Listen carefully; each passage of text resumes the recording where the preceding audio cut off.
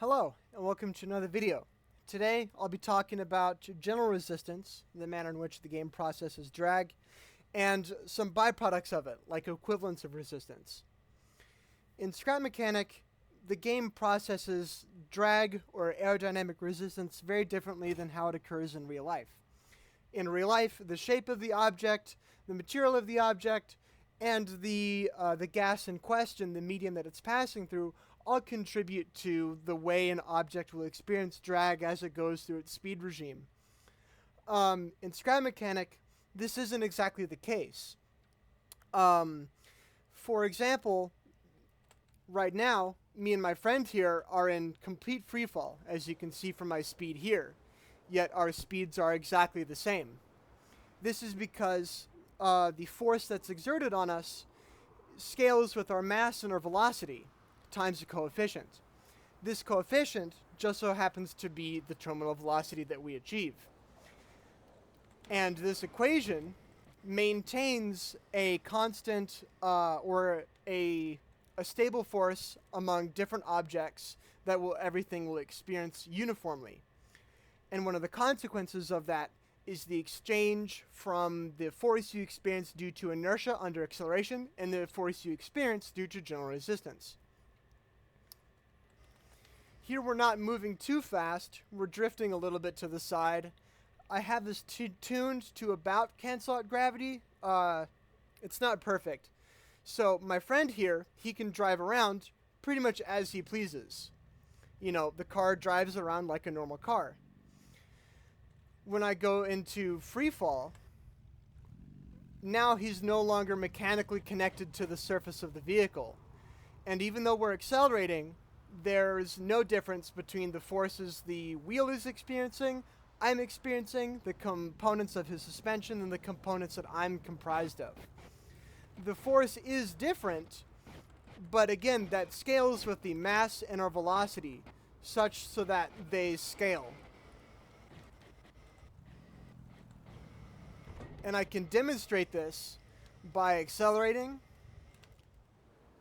to a very high speed.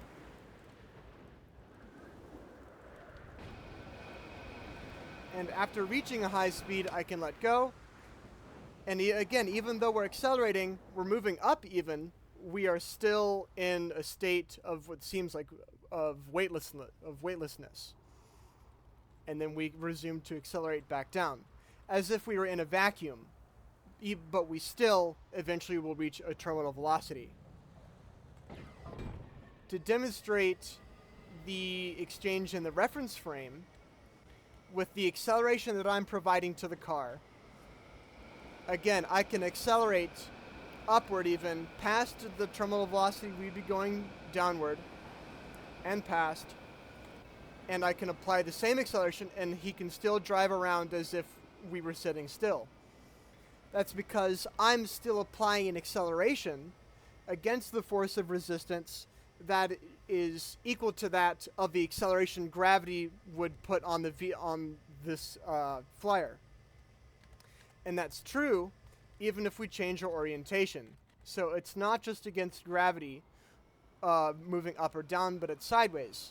Right now we're perpendicular, almost perpendicular to gravity. Here we go. And my friend here, he can still drive around as normally because I'm applying an external acceleration that should be equal to that of gravity. You can drive around on the deck here and demonstrate that the car is behaving naturally. Yeah. I can go ahead and rotate. Let me gain some altitude.